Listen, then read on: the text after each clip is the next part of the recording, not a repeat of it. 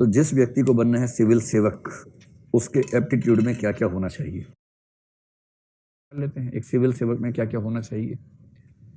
तो अगर मैं केवल civil services aptitude test paper 2 को ध्यान रख के बोलूं तो उसमें एक तो आता है कॉम्प्रिहेंशन। कॉम्प्रिहेंशन आपकी अच्छी है या नहीं है, इससे आपकी कौन सी इंटेलिजेंस या एबिलिटी पता लगती है। लिंग्विस्टिक।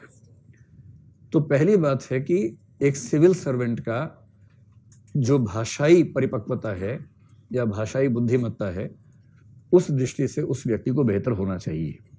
क्यों बेहतर होना चाहिए, अभी देखते हैं।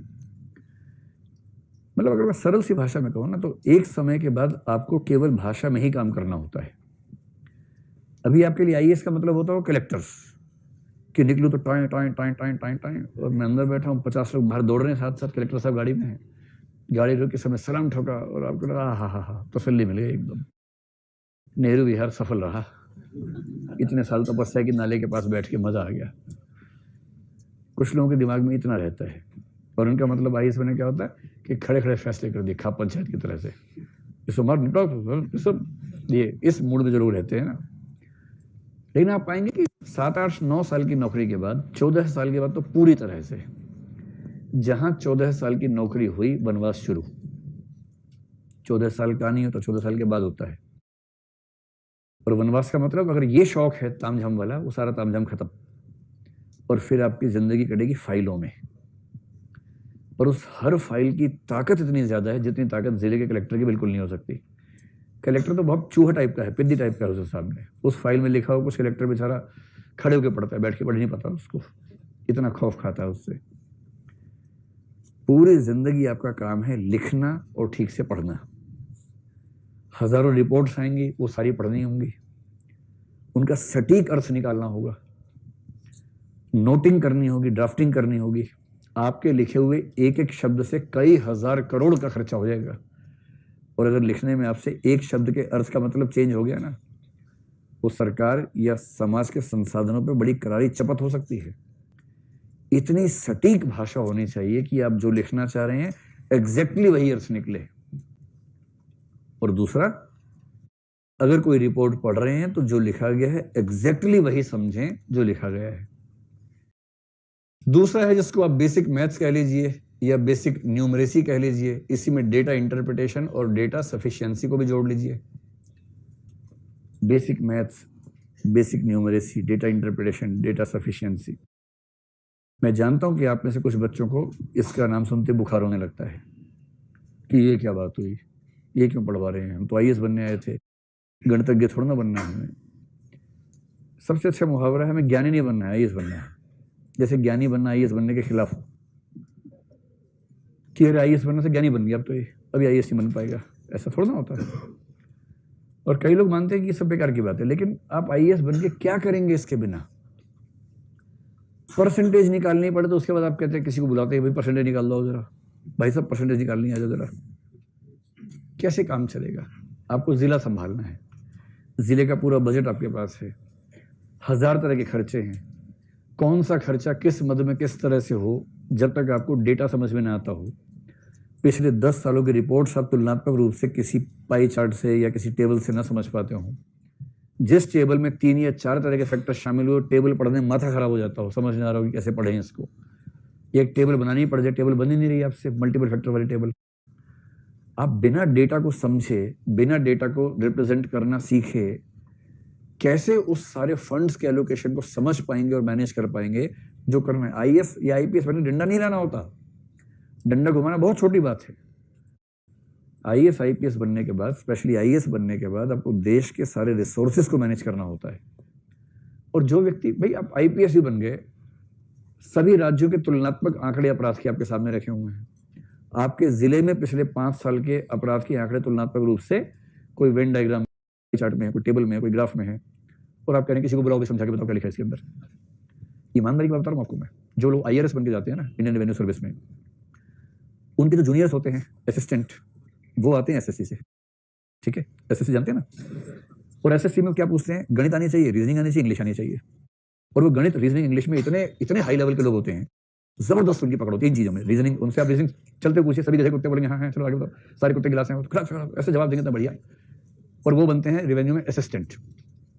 तो वो असिस्टेंट है, यानी प्रमोशन के बाद बनेगा ITO, इनकम टैक्स ऑफिसर, और ITO लंबी प्रमोशन के बाद बनेगा assistant commissioner of income tax, जो कि आप बनेंगे ज्वाइनिंग के दिन, ACIT। और ये SSC वाला व्यक्ति 11 साल की सर्विस के बाद ACIT बनेगा, जो आप डे 1 पे बनेंगे। असली बात आप सुनो, कई ऐसे असिस्टेंट कमिश्नर इनकम टैक्स होते हैं, IRS बन गए, अकाउंटिंग आज तक सीखी नहीं है क्योंकि स्कूल में नहीं पढ़े, अकाउंट्स आर्ट्स पढ़े हुए थे, मैथ्स आता नहीं है, CSET में रीजनिंग और कॉम्प्रिहेंशन से काम चल गया था, क्वालिफाई कर लिया था। इंग्लिश आती नहीं है, हिंदी माध्यम से है, इंग्लिश उतनी ही आती है कि बाई चांस क्वालिफाइंग पास हो गया मेंस में, पीली चिट्ठी नहीं आई। ठीक, ये बहुत रेयर कॉम्बिनेशन है, ऐसा कॉम्बिनेशन बहुत सारे लोगों में होता है, बहुत लोगों में है। और इंटरव्यू ठीक से हुआ, सीधे IRS में लैंड किया, ट्रेनिंग हुई IRS की, ट्रेनिंग में आते हैं CA, इनकम टैक्स एक्ट सिखाते हैं, और इस आदमी के दिमाग का धुआं हो जाता है इनकम टैक्स एक्ट समझ के। इनकम टैक्स कैलकुलेशन सिखा रहे हैं, कॉर्पोरेट टैक्स कैलकुलेशन सिखा रहे हैं, उसको लग रहा है कि अरे यार औरंगजेब कहाँ चला गया। हमें तो उसमें मजा आता था, ये क्या क्या सिखा रहे हैं हमें और ये क्यों सिखा रहे हैं। उसके बाद फाइनल हो गया, ट्रेनिंग पूरी। ट्रेनिंग में पास करना ट्रेनिंग एकेडमी की नैतिक जिम्मेदारी होती है, वरना UPSC पे सवाल उठ जाता है। तीसरा है रीजनिंग और एनालिटिकल स्किल्स, क्योंकि आपको बेसिकली हर चीज का रीजन समझने की क्षमता हो और आप रीजनिंग से सही फैसले निकाल सके। IAS बनने के बाद, सिविल सर्वेंट बनने के बाद बेसिकली जीवन भर आपको केवल सही फैसले करने हैं। गिवन इन्फॉर्मेशन, सूचनाएं आपके पास है, उनकी ठीक से प्रोसेसिंग कर ली और उस प्रोसेसिंग के बेस पे एक सही रीजनिंग का इस्तेमाल करते हुए ठीक फैसला कर लिया, इतना ही करना है। इसके लिए आपकी रीजनिंग की पावर अच्छी होनी चाहिए। रीजनिंग की पावर का मतलब वही नहीं होता सभी कुत्ते गधे हैं, सभी गधे बैलगाड़ियां हैं, वो नहीं होता। इसका मतलब दिमाग विश्लेषणात्मक तरीके से चलना चाहिए, तार्किक रूप से चलना चाहिए। और ये CSET में भी आता है। और अगर मैं कहूँ कि एनालिटिकल स्किल्स की परीक्षा करने के लिए GS मेंस तो है ही, विशेष रूप से ऐसे भी है, ऐसे के पेपर में लिखा ही होता है कि ये पेपर एनालिटिकल स्किल्स की परीक्षा करने के लिए। कितना अच्छा है। जिस व्यक्ति की भाषाई क्षमताएं ठीक हैं, जिसको बेसिक मैथ्स डेटा वेटा समझ में आता है, अगर आपको पहलवान बनना हो तो इसकी जरूरत नहीं बीच वाले की, है ना। पहलवान के लिए जो चाहिए वो अलग चीज़ है, लेकिन आपको सिविल सर्वेंट बनना है भाई, सीधी सी बात है ना। ऐसे ही रीजनिंग बेसिक लेवल पे आती हो। चौथी बात है डिसीजन मेकिंग और प्रॉब्लम सॉल्विंग आपकी ठीक हो, और CSET में ये भी आता है, क्योंकि अंततः जीवन भर क्या करेंगे, डिसीजन मेकिंग करेंगे, प्रॉब्लम सॉल्विंग करेंगे। आप कलेक्टर कुर्सी बैठे हैं, गद्देदार कुर्सी, बहुत खुश है, बहुत मजा आता है। फोन आया कि दंगा हो गया सर, आपने कहा तो चलना होगा फिर तो, तब तक दूसरा फोन आया, शहर के दूसरी तरफ एक और दंगा हो गया है, इधर सांप्रदायिक दंगा हो गया है, उधर जाति दंगा हो गया है, एक ही जगह जा सकते हैं, फैसला करो सर कहाँ जाएंगे। आपके रुको नोट्स निकालता हूँ, पहले बार नोट्स में मिल नहीं रहा कहाँ जाना चाहिए, ऐसे में क्या होगा। प्रॉब्लम सॉल्विंग स्किल्स चाहिए, और साथ में कौन सी स्किल चाहिए, लीडरशिप स्किल चाहिए। और लीडरशिप का एक खास मतलब होता है इंटरपर्सनल स्किल्स या कम्युनिकेशन स्किल्स, जो CSET का पाठ्यक्रम पूरा का पूरा। कितना अच्छा सिलेबस है। इंटरपर्सनल स्किल्स और कम्युनिकेशन स्किल्स, इन्हीं को मिला के मोटा मोटा बोल दीजिए लीडरशिप स्किल्स। आप कलेक्टर हैं, मजाक थोड़ा है, लोग दंगा करने पे उतारू हैं, आप वहां पहुंचे हैं, आपकी कार देख के, टाइम देख के ऊपर लोग 5 मिनट में रुक जाते, दंगा रोक देते हैं, रुको कलेक्टर साहब आए हैं। इतना वजन तो है आपकी गाड़ी में, आपकी सत्ता में, आपके साथ जितने स्टाफ के लोग जाएंगे, उसको देखते ही 5 मिनट का विराम तो हो जाएगा। अब 5 मिनट का विराम आप स्थायी विराम बना पाते हैं, या 5 मिनट के बाद आप भी उनके अंदर लिपट गए हैं, इतना ही अंतर है।